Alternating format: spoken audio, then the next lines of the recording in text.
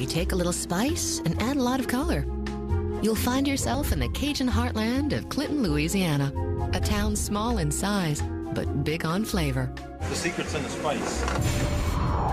But when a disturbing mystery ignites into Clinton's crime of the century, there may have been a policeman involved in this. the spirit these Southerners are so famous for threatens to disappear for good.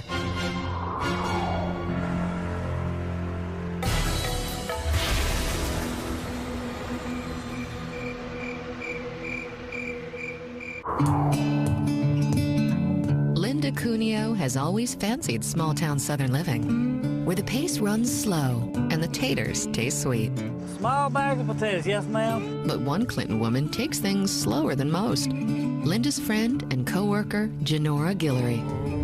She would call every morning and let us know she was running late. And of course, it became a funny thing for us. But one morning, the fun comes to an end. It was about 8:30, and about that time, we would have heard from Genore. She would have called and let us know she was on her way. But not today. The call Linda always receives never comes. So we called her home, and the phone line was busy. Instinctively, Linda knows something isn't right. We called the sheriff's office for them to check on her. I have a unit en route. Officer Ronald Johnson cruises through the only town he's ever called home. I was thinking that this call would turn out to be one of those routine calls. But there are signs of trouble on this typically quiet country road. I could hear a lot of dogs barking. I assumed someone might be back there working with them. So I first honked my horn to see if I could get some attention from anyone who might be there. But no one answers. As I got closer to the steps to enter the house, I hollered, "Hello, hello!" No one came to the door. Johnson draws his weapon and walks inside. And what this veteran officer finds will follow him to his grave. Blood was just all over the wall. There was also bullet holes in the bedroom window. An even more horrifying discovery awaits. As I got here, I could see that there was an actual body. 42-year-old Genore Guillory is lying motionless on the floor. She's been shot multiple times, and her shooter didn't stop there. The body had been brutally beaten. There was a lamp lying right by her head. It had blood on it. And mired in the mess, there's a bloody footprint on Genore's bedding. I called Clinton Dispatch, and I told them that someone had murdered Miss Genore Guillory. Murder? In the sweet southern town of Clinton? You say you live out in the country. How safe do you feel out there? Well, I think an incident like this just proves that you're not really safe anywhere these days. I mean, but personally, me, I have guns. So if anybody wants to come messing with my family like that, they're going to have to be looking over their shoulder for me. For the most part, we know everybody in the community. They're all good people, but there's a handful. I've got my suspicions. Genore's grieving family, including her brother-in-law Elbert, is now facing an unbearable loss. Genore cared about people, about animals. If a bird were injured, she would stop to try to repair the broken wing. She was just one of the most loving, giving people that I've ever met. It's difficult to accept her absence.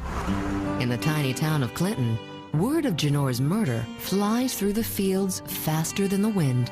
I hear she was a really nice lady. I heard she might have even liked animals as much as we do. Maybe that's it, though. Maybe somebody else didn't like her animals. Best way to get rid of the animals is to get rid of the owner. Such a shame. If you're a killer on the loose in Louisiana, the last person you want to run into is East Feliciana's brand new sheriff, Talmadge Bunch. He's been on the job exactly 1 day in a town so tiny that the sheriff's office doubles as the county jail. In a small town, it was talk everywhere you went about Genore Guillory's death. Everybody really wanted to know what happened to this girl and wanted somebody to be caught for it because it scared a lot of people. Fear will not take over this town. The new sheriff will see to that. He immediately sits down with his lead detective, Don Mackey, to go over Genore's autopsy results. Okay, the autopsy came back, recovered the 4 bullets from her body. Good God. Yes, sir. But unbelievably, the bullets aren't what killed Genore. The actual cause of death was a blunt force to her head. Immediately, the sheriff's eyes light on a possible murder weapon. There's a lamp right there by her head, huh? But Deputy Mackey isn't so sure. I don't think it was the lamp. That wouldn't have held to do the damage to her head. Maybe a baseball bat or something. Could have been something like that. Good, not a buzz. And there's one final clue that speaks to investigators. There's no force entry. This leads to a shocking conclusion. But Don, do you think it's somebody that knew her? It's very possible. The new sheriff is feeling the heat. Light that fire and get I'm started. gonna go ahead and get started over here. And folks like John and Judy Piker are holding his feet to the fire. Have you heard from Talmadge, the sheriff? I haven't talked to Talmadge about it, but they haven't been able to find much on this. I am very concerned, John. They've got a big responsibility with this in our little town that nothing ever happens like this. With the killer roaming free and an anxious community to answer to, there isn't a second to spare. Any homicide investigation start with the family. But the Guillorys just can't fathom who would hurt their quiet country girl. She lived alone in the country. Dad, I guess like most fathers, was concerned about his little girl, but he also understood her love of the outdoors and her love of animals. But apparently there was enough room in Genore's quiet life for a few choice friends. The Skipper family across the street took care of her home, who took care of her animals, who took care of her, and she took care of them. But while Genore lived on the right side of the road, her fine country neighbors have taken a bit of a detour. They can be considered rougher than most people. In every small southern town, your neighbors know nearly everything about your life. Is it possible Genore's neighbors know something about her death?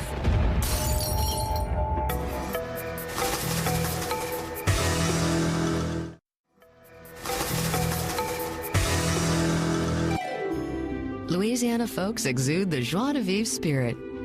Every day is a joy. But since the devastating murder of Genore Guillory, they can't seem to enjoy anything. This is horrible. In a town of so few people, everybody is a suspect. Even Genore's closest neighbors, the Skippers, one of Clinton's finest families. Genore, to me, was a high-class woman. You had the Skippers, I mean, just low class. Odd, perhaps. But as the new Sheriff Talmadge Bunch discovers, the relationship between Genore and the Skippers seemed to work. She took care of the Skippers. She really did, because they had little children, and she saw their needs, and she always would give them money. But there's one gesture of generosity that investigators key in on. Co-workers told us about the key that Genore had given them and how Genore would let them use her house. How very neighborly. Then, right on schedule, the rumor train comes roaring through town.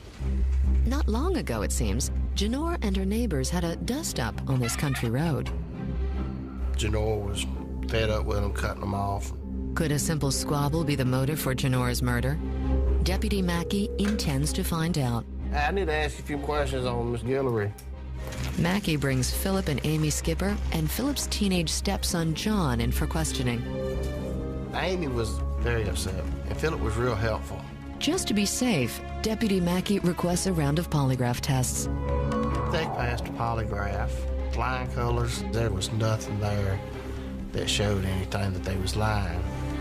And that means investigators are right back where they started, without a lead to follow. We just run around in circles and couldn't get nowheres. Genore's co-workers are counting on some good Southern cooking to make up for the lack of answers in this case. What would you have ordered? I think Genore would have probably the catfish.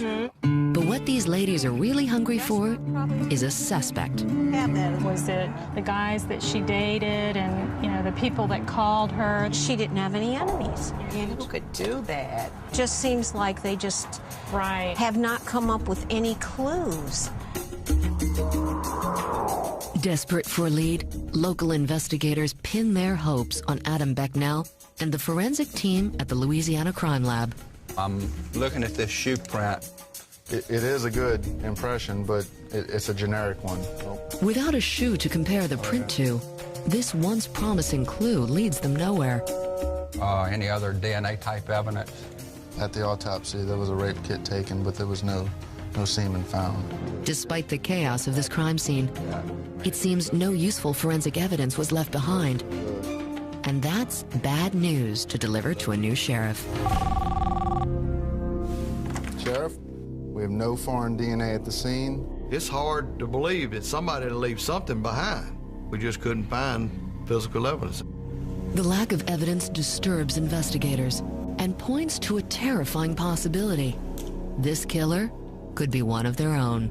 Somebody that was well planned or either had some kind of law enforcement background. And when Genore's friends alert police about a date that left her feeling creepy all over, it seems the sheriff's instincts may be right. Every day around 11 o'clock, Genore would get a phone call from this policeman who was very interested in her. But the tenacity of this officer will hardly earn him a Medal of Honor. He would continue to call and continue to call, and Genore didn't want to have anything to do with him. Apparently, not every woman loves a man in uniform. We found out about Steve Williams, who was a Baton Rouge City policeman. It really surprised me because, you don't think a police officer would be stalking a woman. And you certainly don't think a cop would be a killer. But one never knows what a stalker will do to get what a stalker wants.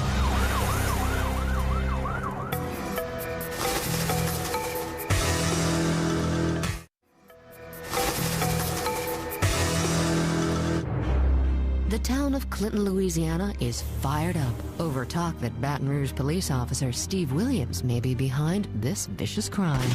I didn't know Steve, so I didn't know if he was capable of killing her. Is it possible this courting cop liked Genore Guillory so much that he killed her when he couldn't have her?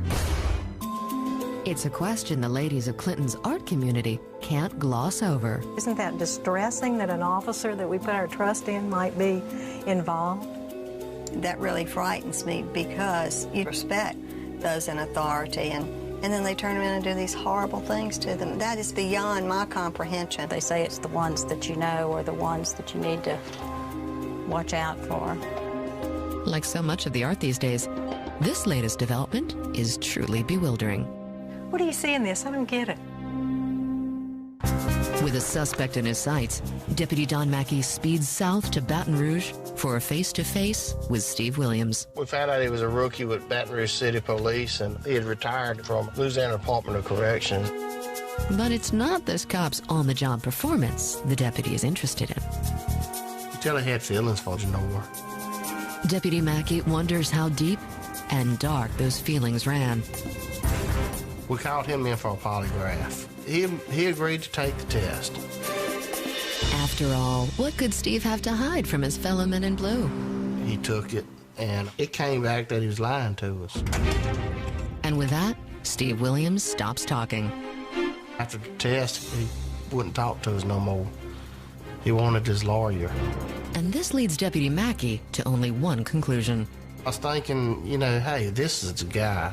Investigators get cracking, securing the search warrants they need on this questionable cop. Went to his house, seized his personal vehicle, his police car. We was looking for a .22 caliber pistol rifle, blood in cars.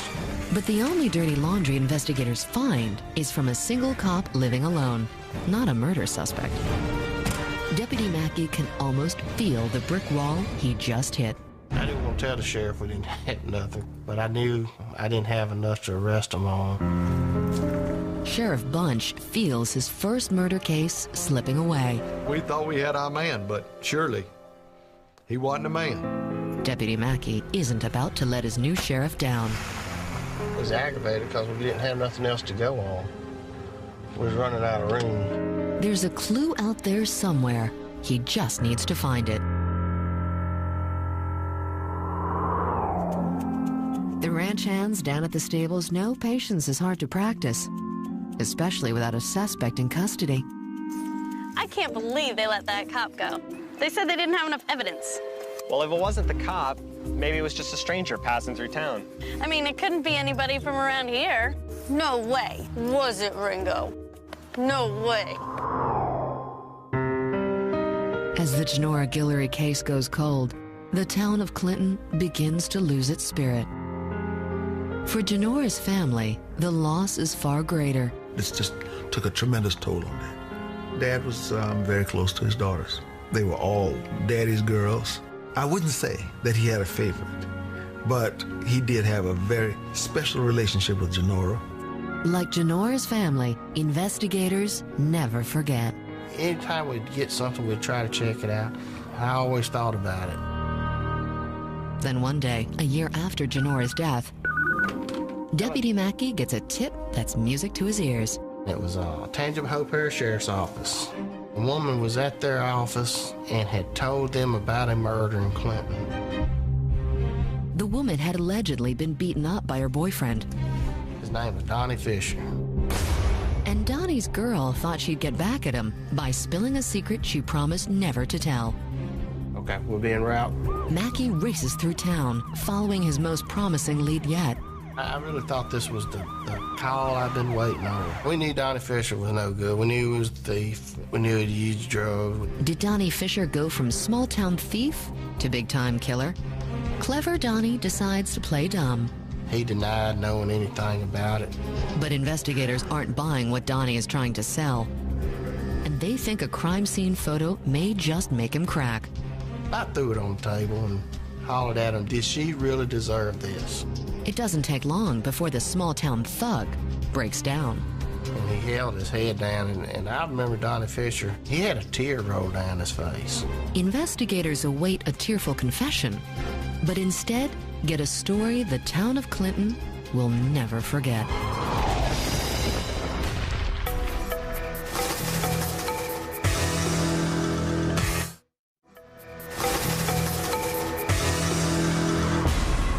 The town of Clinton, Louisiana is on edge, waiting for a confession from their latest murder suspect. Word is, Donnie Fisher is at his breaking point. We knew we had him. He was going to tell us. But Donnie has no intention of confessing. He has a far more shocking story to tell. He said that Philip Skipper and John Valio had done it. Donnie Fisher has just dropped a bombshell, ratting out his old pal Philip and his stepson John, Genore's beloved neighbors, the Skippers. And he just looked over at me and said, we killed her. But how is Donnie so sure Philip and John were involved? John Valio took Donnie Fisher and walked him around the house, showing how the crime went down. Started at the door. That was more than enough for Donnie. But Deputy Mackey intends to find out for himself. And that means meeting up with his old pals, the Skippers. He wasn't real happy to see us, especially when we told him he was arrested for the murder of Genore Guillory. If you elect to waive any rights at this time for questioning. Investigators start by questioning young John, knowing only a confession will bring this case to a close. He's a tough guy, didn't want to cooperate. I basically told him we know how he told Donnie about the murder, and that we knew they'd done it. John Valio may not know how to keep a secret, but he knows when he's been beat. He fesses up to the murder of Genore Guillory and tells investigators where they can find the murder weapon. We recovered a bat that Valio described that was used to beat her. Back up to me. And John isn't done talking. In fact, he's just getting started. John Valio and some others, they call themselves the Brotherhood. It was a gang they were in. Leading this band of brothers is Philip Skipper, and the boys love to boast about their brotherly deeds. The Brotherhood broke in a graveyard and stole some jewelry out of a grave. According to John Valio, they stole a watch and a lady's ring off her finger. But the crime the Brotherhood bragged about most was the murder of Genore Guillory. John Valio told us they was going to kill Genore. And that was going to be his initiation into the Great Brotherhood gang. But if this was an initiation killing, why would the Skipper gang target a neighbor who showed them nothing but love and kindness? She told them that if something ever happened to her, she was going to put them in her will as a beneficiary to her estate. And I think that was the motive behind the whole thing from the start. In the end, it was Genore's undying generosity that led to her death. She just had a big heart and wanted to help them. At the trial, the evidence is enough to bury these greedy gravediggers in a cell they won't crawl out of. We go to trial. Philip Skipper's first. We convict him. Second-degree murder. He's gone for life. John Ballio, he got juvenile life. The bad guys are finally busted, leaving the town of Clinton befuddled. It's really strange. A father and son bonding together to commit a murder. Why don't they just go to a football game? I cannot imagine a father and son are in cahoots in a crime like this. It just blows me away. With justice served, the joie de vivre is slowly returning to Clinton, and the new sheriff finally feels like he's made his town proud. Being a new sheriff, you want to solve all the cases you can solve and make other people see that you're trying hard to be a good sheriff, and that's what I try to do. The sentencing is the last chapter in the death of Genore, and the final phase of her father's life. Within weeks of the convictions, he left this world. But in his heart, Elbert knows that two eternal spirits have reunited. When G and Dad met on the other side, I'm sure that it was a glorious day for both of them. A lot of joy. In every bowl of great gumbo hides the perfect blend of spices. Perfect. Take one away, and the taste is never quite the same. And so it goes in Clinton, Louisiana. Life won't be as savory without Genore Guillory, but her memory will slowly bring the spirit of this town back to a simmer.